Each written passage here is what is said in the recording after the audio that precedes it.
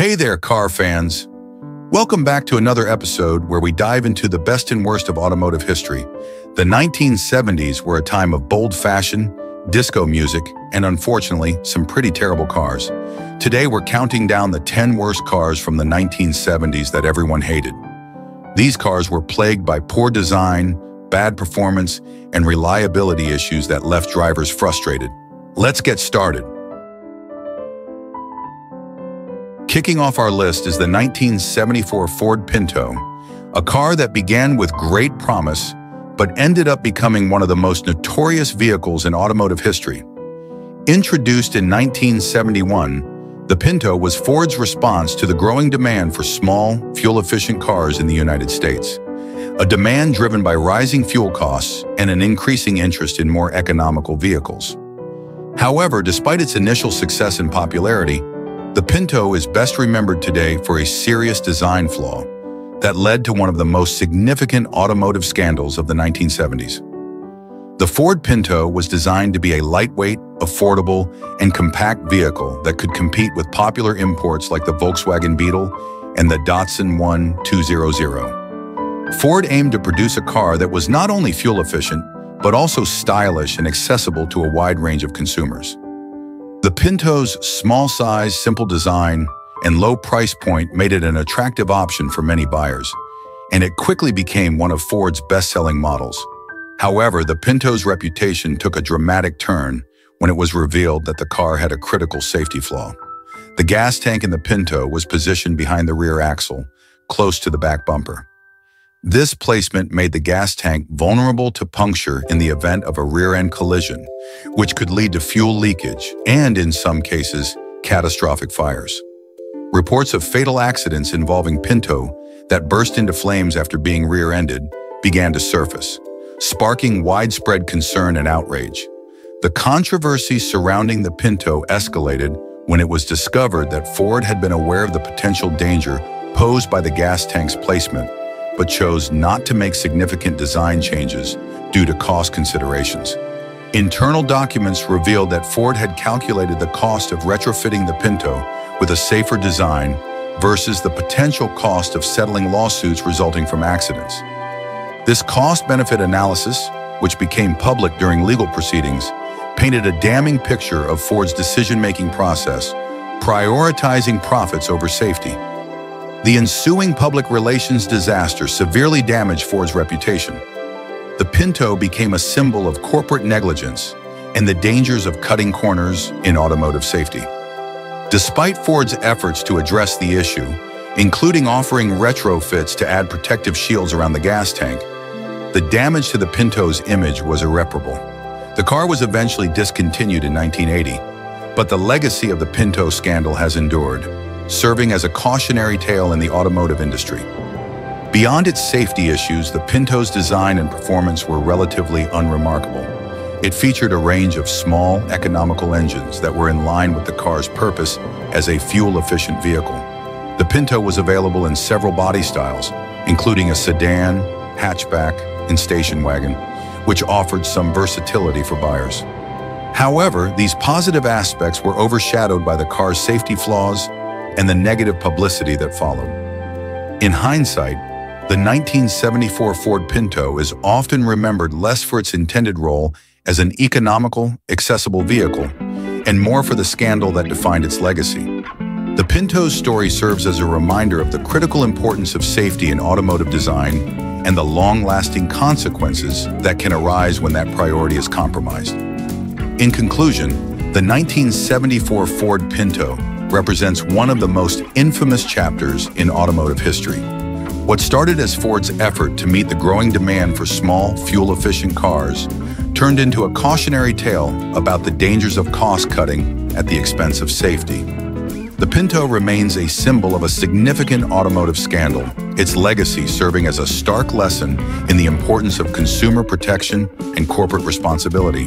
Next up is the 1971 Chevrolet Vega, a car that began with high hopes but quickly descended into infamy.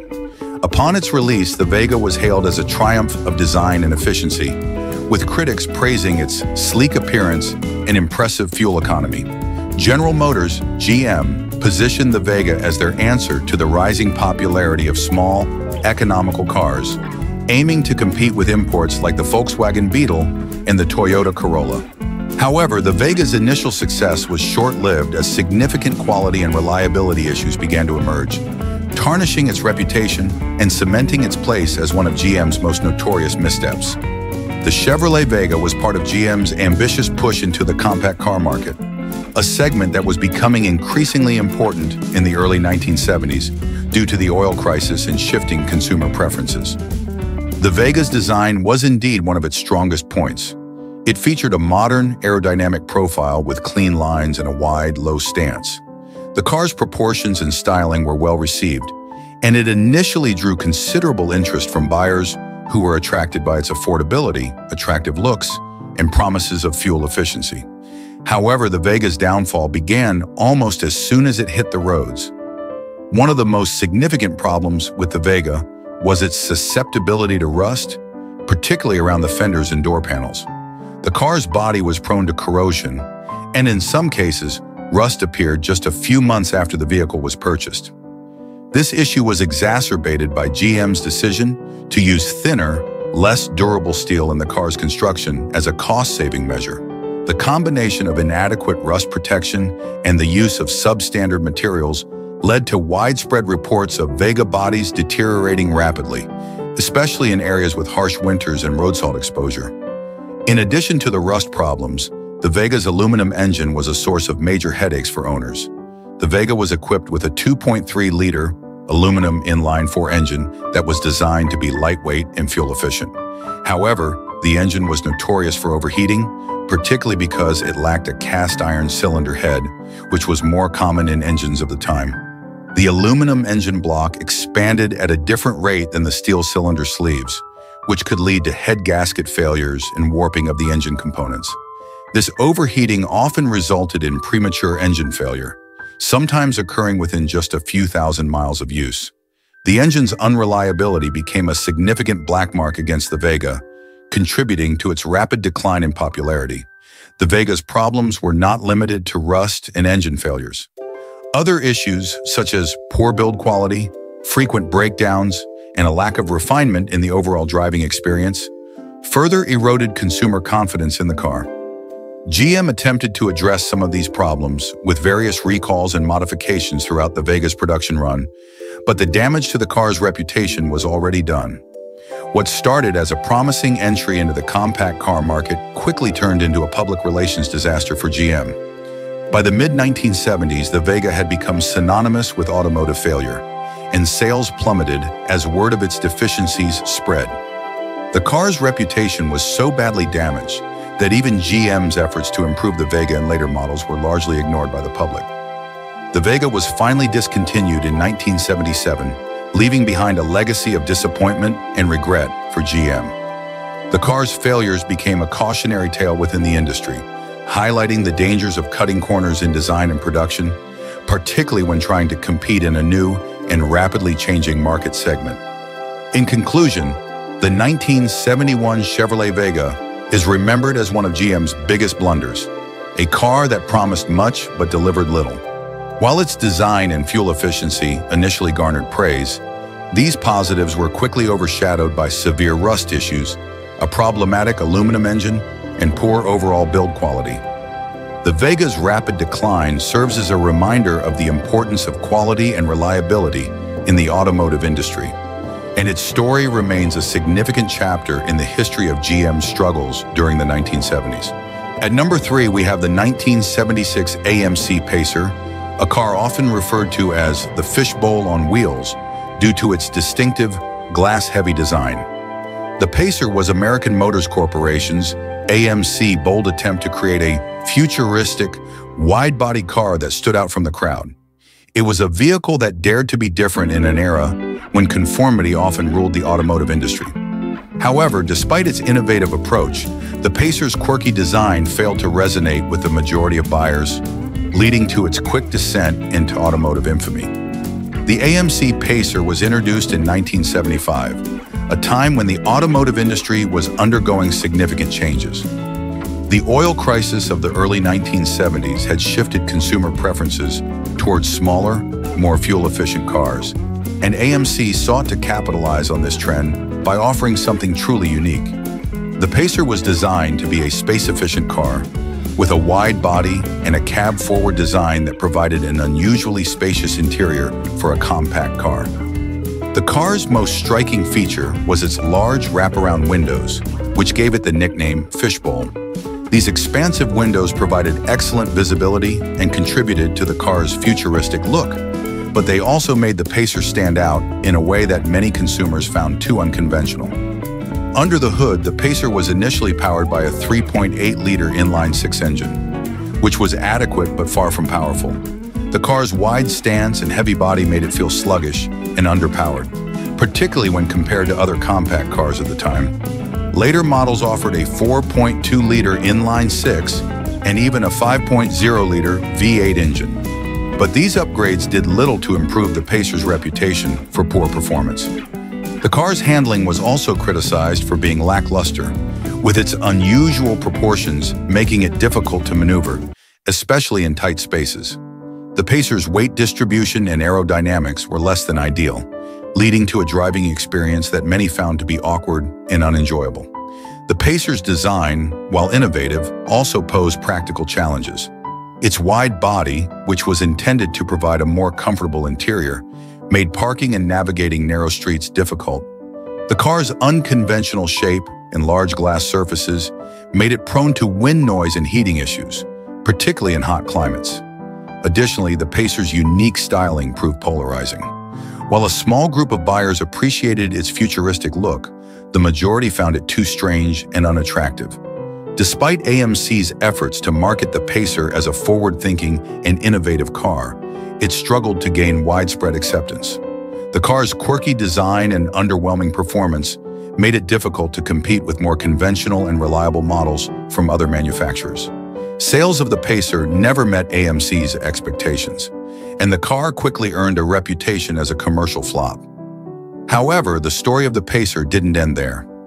In the years following its production, which ended in 1980, the Pacer began to gain a cult following.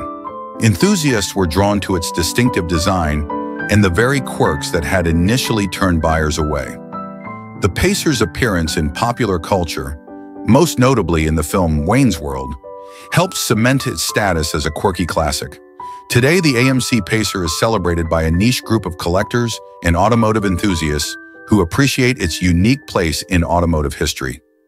In conclusion, the 1976 AMC Pacer is a car that embodies the risks and rewards of daring to be different.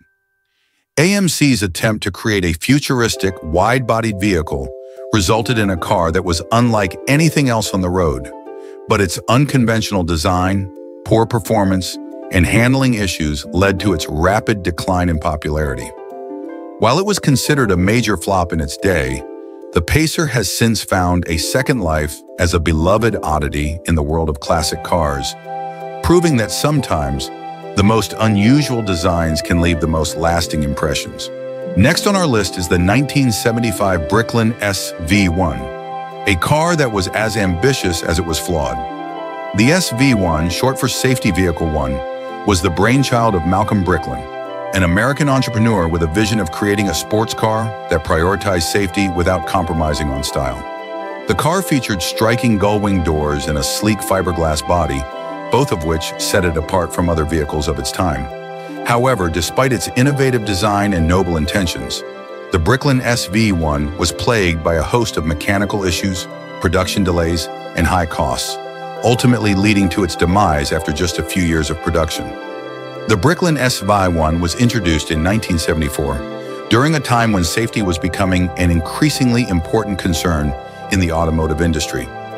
Malcolm Bricklin saw an opportunity to create a car that would not only appeal to enthusiasts, but also set new standards for safety in sports cars. The SV1 was designed with several safety features in mind, including a reinforced fiberglass body, integrated roll bars and bumpers that could absorb impacts at low speeds without damage. These features were innovative for their time and reflected Bricklin's commitment to creating a safer sports car.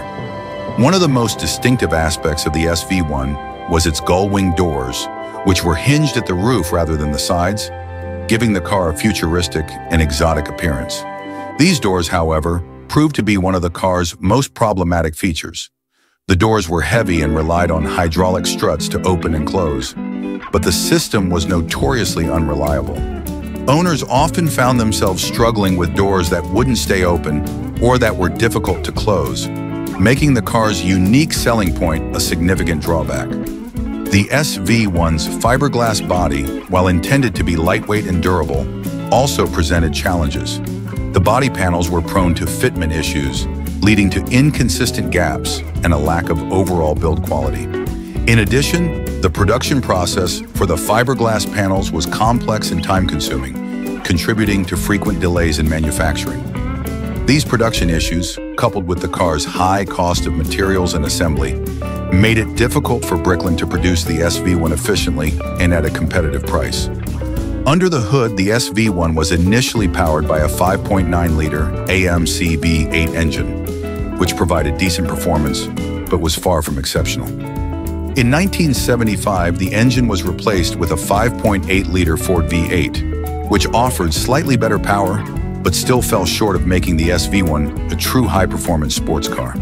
The car's handling and driving dynamics were also criticized for being uninspiring, with many reviewers noting that the SV1's weight and safety features detracted from the sporty experience it was meant to deliver. Despite these challenges, the SV1 did have its merits. Its emphasis on safety was ahead of its time, and the car's striking design continues to be appreciated by collectors and enthusiasts. However, the combination of mechanical issues, poor build quality, and high production costs ultimately led to the Bricklin SV1's downfall. The company struggled to stay afloat, and after producing just over 2,800 units, Bricklin went bankrupt in 1976, bringing an end to the SV1's short-lived production run. In the years since its demise, the Bricklin SV1 has garnered a cult following, much like other quirky and ambitious cars that failed to achieve commercial success.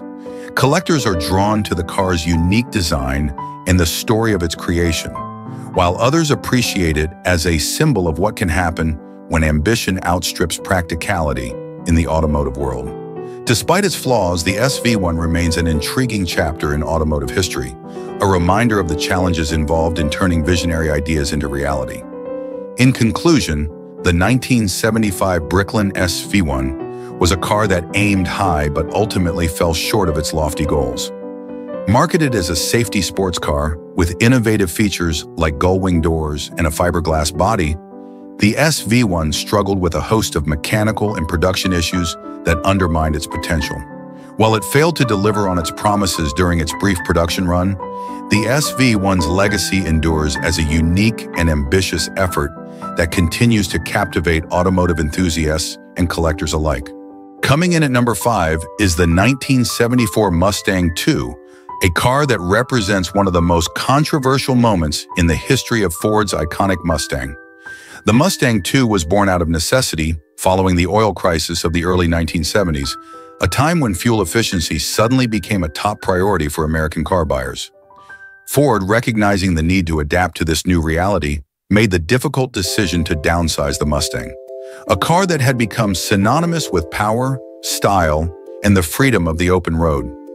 Unfortunately, the result was a vehicle that many enthusiasts believe strayed too far from the original Mustang's formula, lacking both the power and the design that had made the Mustang a legend. The Mustang II was introduced in 1974, a decade after the original Mustang had taken the world by storm with its blend of sporty performance, stylish design, and affordability. The first-generation Mustang was an instant hit, creating the pony car segment and becoming a cultural icon. However, by the early 1970s, the automotive landscape was changing rapidly. The 1973 oil crisis had led to skyrocketing fuel prices, and consumers were suddenly more concerned with miles per gallon than with horsepower. In response, Ford sought to create a new Mustang that was smaller, lighter, and more fuel efficient. A Mustang for the times. The Mustang II was built on a modified version of the Ford Pinto platform, a subcompact car that was itself a product of the post-oil crisis era. This change in platform was a clear signal that the Mustang II was a very different animal from its predecessors. The car was significantly smaller and lighter, but it also lost much of the muscular stance that had defined the original Mustang. The design was more conservative, with a focus on practicality and fuel efficiency, rather than the bold, aggressive styling of the past. While the Mustang II was still recognizable as a Mustang, it lacked the visual flair that had made the car a favorite among young, performance-minded drivers. Under the hood, the Mustang II continued to disappoint those who were hoping for a return to the raw power of the original. The base model came with a 2.3-liter inline-4 engine that produced a modest 88 horsepower. For those who craved a bit more power, there was an optional 2.8-liter V6, but even this engine was a far cry from the V8s that had powered the earlier Mustangs. The lack of a V8 option in the first model year was particularly jarring for Mustang fans, as the car had always been associated with muscle and performance. It wasn't until 1975 that Ford reintroduced a V8 engine to the Mustang lineup. But even then, it was a 4.9-liter engine that produced only 140 horsepower, hardly the stuff of muscle car dreams. The Mustang II's handling and driving dynamics were also a point of contention. The car's smaller size and lighter weight did contribute to better fuel economy, but they also resulted in a driving experience that felt less substantial and less thrilling than in previous Mustangs. The car was designed more for comfort and efficiency than for spirited driving, which was a stark departure from the Mustang's original mission as a fun and affordable performance car. Despite these shortcomings, the Mustang II was actually a commercial success for Ford. The car sold well, largely because it was in tune with the economic and social climate of the time. Consumers appreciated its smaller size, improved fuel economy, and lower cost of ownership, especially in an era when practicality was the order of the day. However, this success came at the cost of the Mustang's identity. To many enthusiasts, the Mustang II represented the dilution of what made the Mustang special in the first place: its bold styling, its powerful engines, and its rebellious spirit. The Mustang II is often considered the low point in the Mustang's storied history, a period when the car lost its way in the face of economic pressures and changing consumer preferences. However, it's important to view the Mustang II within the context of its time. Ford was facing a rapidly changing market, and the Mustang II was a pragmatic response to the challenges of the era. While it may not have lived up to the standards set by the original Mustang, it kept the Mustang name alive during a difficult period for the automotive industry. In conclusion, the 1974 Mustang II is a car that remains divisive among Mustang fans.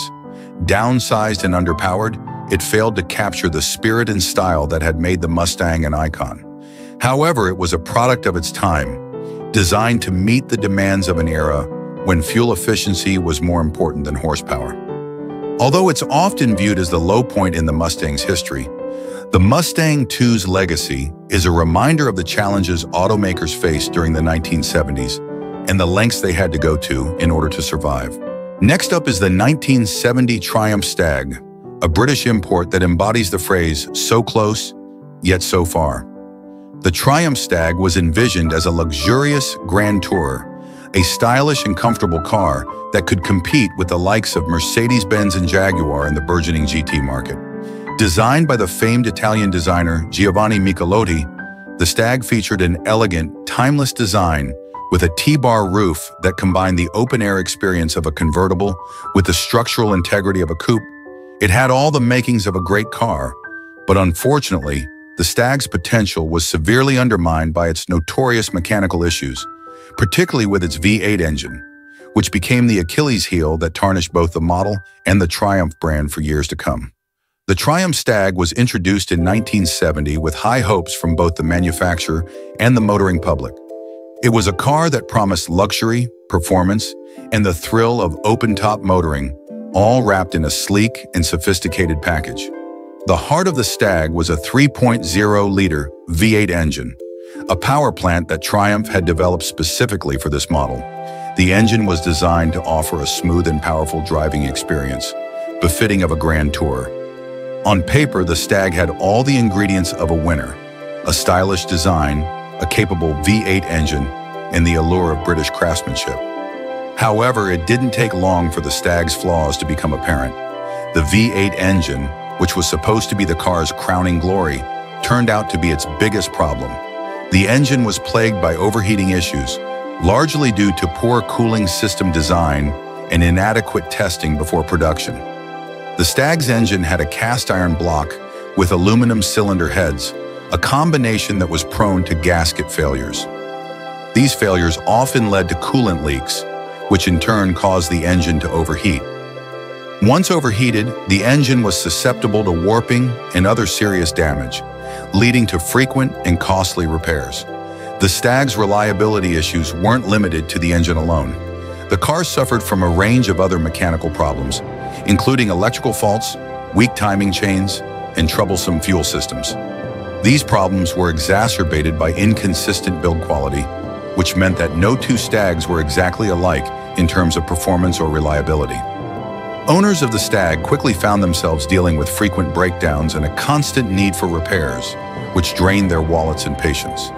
The Stag's reputation for unreliability spread quickly, and it wasn't long before the car became synonymous with mechanical failure. What was supposed to be a luxurious and enjoyable grand tour instead became a source of frustration and disappointment for many of its owners. The car's poor reliability tarnished Triumph's reputation, not just in the UK, but also in key export markets like the United States, where the Stag's problems were particularly damaging. Triumph had hoped that the Stag would help the brand gain a foothold in the lucrative American market, but instead it contributed to the decline of the entire Triumph mark. Despite its mechanical shortcomings, the Triumph Stag did have some redeeming qualities. Its design was widely praised, and even today, the Stag is considered one of the most attractive cars to come out of Britain in the 1970s. The interior was comfortable and well-appointed, with features like power windows and wood veneer trim that added to its luxurious feel. The T-bar roof, which was a distinctive feature of the Stag, provided the best of both worlds, offering the open-air experience of a convertible while maintaining the rigidity and safety of a coupe. When the Stag was running well, it offered a smooth and enjoyable driving experience that was in line with its grand tourer aspirations. In the years since its production ended in 1977, the Triumph Stag has gained something of a cult following among classic car enthusiasts. Many of the Stag's original flaws can be addressed with modern engineering solutions, and owners today often invest considerable time and money into making their Stags reliable and enjoyable to drive. The car's striking design and unique character have helped it to maintain a certain appeal, even as its reputation for unreliability continues to linger. In conclusion, the 1970 Triumph Stag is a classic example of a car that could have been great, but was ultimately undone by its mechanical failures. Designed to be a luxurious and stylish grand tourer, the Stag's potential was overshadowed by its unreliable V8 engine and a host of other mechanical problems. These issues tarnished both the model and the Triumph brand, making the Stag one of the most disappointing cars of the decade. However, despite its flaws, the Stag remains a beloved classic for those who appreciate its design and are willing to invest the effort to keep it on the road. At number 7, we have the 1971 Ford Maverick, a car that was designed with good intentions but ultimately fell short in several critical areas. The Maverick was Ford's attempt to capture the growing market for affordable, compact cars in the early 1970s. Introduced in 1969 as a direct competitor to imports like the Volkswagen Beetle and domestic rivals such as the Chevrolet Nova, the Maverick was supposed to be an economical, no-frills vehicle that appealed to budget-conscious buyers. While the Maverick initially sold well, its design and engineering quickly became outdated, and the car's reputation suffered due to various reliability issues, making it one of the more forgettable vehicles from that era. The Ford Maverick was born out of necessity during a time when American automakers were facing increasing competition from foreign manufacturers, particularly the Japanese and Europeans, who were offering small, fuel-efficient cars that appealed to a new generation of buyers. Ford aimed to provide a simple, inexpensive car that could be mass-produced quickly and sold at a low price. The Maverick's starting price of just under $2,000 made it an attractive option for first-time car buyers, young drivers, and families looking for a second vehicle. The car's straightforward design, with its long hood and short deck, was meant to evoke the spirit of the more popular Ford Mustang, but in a more practical and economical package. Under the hood, the Maverick was initially offered with a 2.8-liter inline-six engine, producing a modest 105 horsepower. This engine was later joined by a larger 3.3-liter six-cylinder and eventually a 5.0-liter V8 for those seeking a bit more power. However, even with the V8 option, the Maverick was never known for its performance. The car was more about getting from point A to point B without breaking the bank, rather than delivering a thrilling driving experience.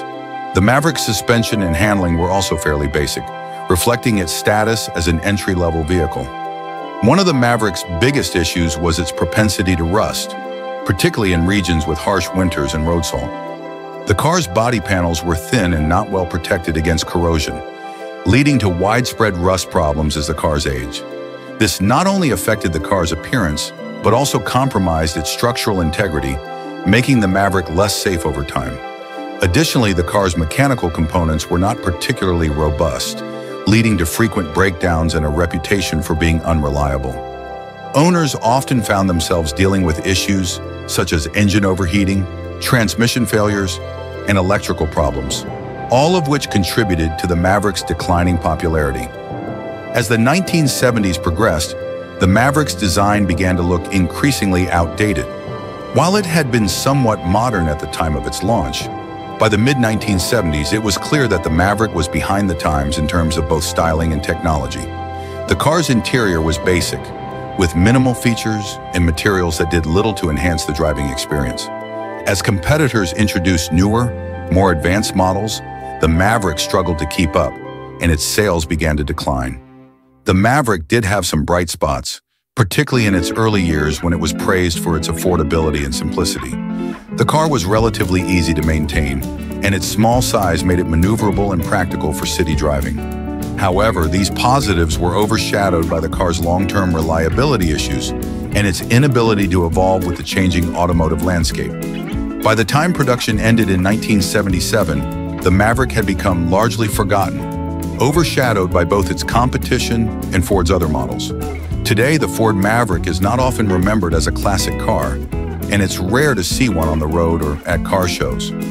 It lacks the nostalgic appeal of other vehicles from the same era, such as the Mustang or the Dodge Challenger. However, for those who grew up with a Maverick in the family, it holds a certain sentimental value as a reminder of a simpler time in automotive history. The Maverick story is a cautionary tale of how even a well-intentioned car can fall short if it fails to adapt to the demands of the market and the expectations of its customers.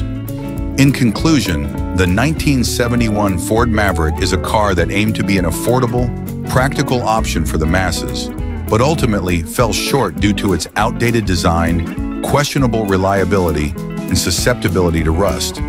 While it initially found success as an economical choice, the Maverick did not age well, and its legacy is one of missed opportunities and forgotten potential. It serves as a reminder that even a car with good intentions can become a footnote in automotive history if it doesn't evolve with the times. Next on our list is the 1978 Dodge Omni, a car that symbolized Chrysler's attempt to innovate in the compact car market, but ended up exemplifying the challenges of doing so. The Omni was part of Chrysler's push to adapt to the changing automotive landscape of the late 1970s, a time when American manufacturers were increasingly pressured to produce smaller, more fuel-efficient vehicles in response to the oil crisis and growing competition from foreign automakers. The Omni was one of Chrysler's first forays into front-wheel drive vehicles, a significant shift in an era dominated by rear-wheel drive American cars. Despite its initial popularity, the Omni's reputation quickly declined due to a combination of poor build quality, lackluster performance, and numerous mechanical issues that left many owners disappointed. The Dodge Omni was introduced in 1978 as a compact, affordable car aimed at appealing to budget-conscious consumers who were looking for an economical and practical vehicle. It was one of the first American cars to adopt front-wheel drive, a feature that was already common in European and Japanese vehicles, but was still relatively new to the American market. The Omni was designed to be versatile and efficient, with a hatchback body style that provided decent cargo space despite its small footprint. It was marketed as a car that could handle both city driving and longer trips with ease, offering practicality without sacrificing too much in terms of comfort or style. One of the Omni's key selling points was its low price. Chrysler positioned the Omni as an affordable alternative to more expensive imports, making it an attractive option for first-time car buyers, young families, and those looking for a second vehicle. The car's boxy design was simple and unassuming, with little in the way of ornamentation or flair. Inside, the Omni was equally sparse, with a no-frills interior that emphasized practicality over luxury. The car's focus on affordability was clear, and while this approach initially drew in buyers, it also meant that compromises were made in terms of materials and build quality. Unfortunately, it didn't take long for the Omni's shortcomings to become apparent. The car was plagued by a variety of issues that severely undermined its appeal.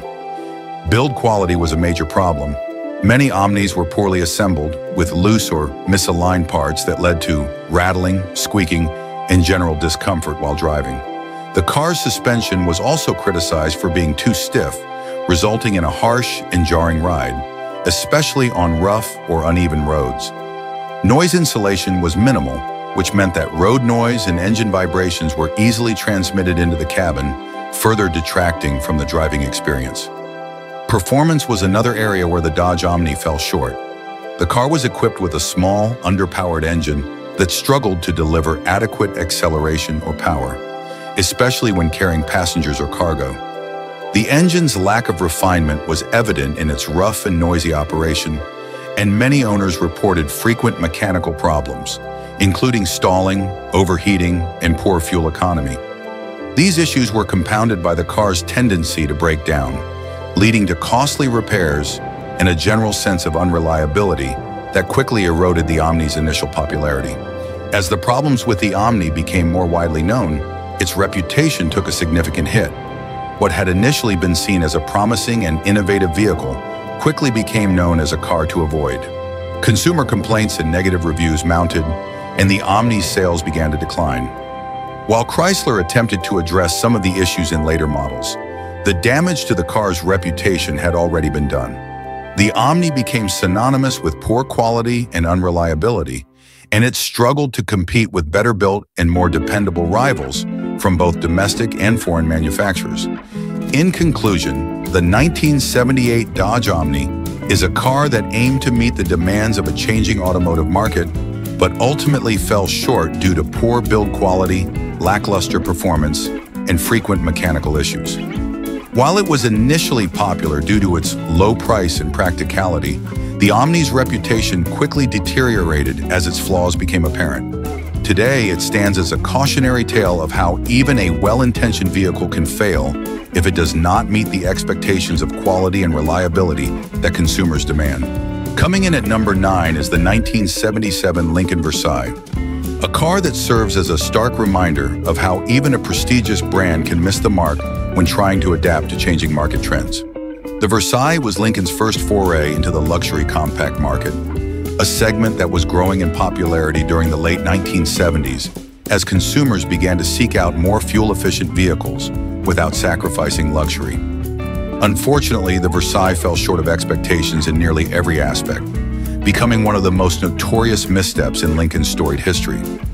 The idea behind the Lincoln Versailles was to create a smaller, more efficient luxury car that could compete with European imports like the BMW 3 Series and Mercedes-Benz 280. At the time, these European models were gaining traction among American buyers who were looking for a blend of compact size, advanced engineering, and upscale features. In response, Lincoln aimed to offer a domestic alternative that would appeal to this new market. However, rather than developing a new platform from the ground up, Lincoln took a shortcut that would ultimately prove to be the Versailles' undoing. The Lincoln Versailles was essentially a rebadged and slightly restyled version of the Ford Granada, a mid-sized car that was itself a fairly unremarkable vehicle. While rebadging is a common practice in the automotive industry, the Versailles suffered because the differences between it and the Granada were minimal, making it difficult for consumers to justify the significantly higher price tag. The Versailles' exterior design was almost identical to the Granada, with only minor changes such as a different grille, headlight covers, and some additional chrome trim. These alterations did little to disguise the car's origins, and many buyers and critics alike saw the Versailles as nothing more than an overpriced Ford with a Lincoln badge. Inside, the Lincoln Versailles attempted to offer a more luxurious experience, but the results were underwhelming. The interior featured leather seats, wood grain trim, and additional sound insulation, but these enhancements were not enough to elevate the car to the level of luxury that Lincoln customers expected. The cabin still felt cramped compared to Lincoln's larger models, and the quality of materials was not on par with what one would expect from a luxury vehicle. Moreover, the overall design of the interior lacked the sophistication and elegance that were hallmarks of Lincoln's other offerings. Performance-wise, the Lincoln Versailles was equally disappointing. The car was powered by a V8 engine that was standard for the time, but it lacked the refinement and power needed to compete with its European rivals. The engine's output was modest, and the car's heavy weight further hampered its acceleration and handling. As a result, the Versailles was sluggish on the road, with a driving experience that felt more like a mid-tier sedan than a luxury vehicle. Fuel economy, which was a key selling point for compact cars during the late 1970s, was also unimpressive, further diminishing the car's appeal. One of the most significant problems with the Versailles was that it failed to deliver on the promise of luxury that the Lincoln name implied. Buyers who were drawn to the car because of its brand association were often disappointed by the lack of distinguishing features and the overall mediocrity of the vehicle. The car's uninspired design, coupled with its poor performance, made it difficult for Lincoln to justify the premium price, and sales of the Versailles reflected this. The car was a commercial failure, with many units sitting unsold on dealership lots. The Lincoln Versailles failure was also indicative of the broader struggles facing American automakers during this period. The 1970s were a challenging decade for the industry, marked by economic recession, the oil crisis, and increasing competition from foreign manufacturers. In an attempt to quickly adapt to these challenges, many American companies, including Lincoln, rushed to produce smaller, more fuel-efficient cars. However, in doing so, they often compromised on quality and innovation, leading to vehicles that were poorly received by the market. In hindsight, the Lincoln Versailles is often cited as one of the worst cars Lincoln ever produced. It's a classic example of how a brand's reputation can suffer when it fails to meet the expectations of its customers. The car's lackluster design, uninspired performance, and failure to differentiate itself from its more pedestrian counterpart, the Ford Granada, all contributed to its downfall.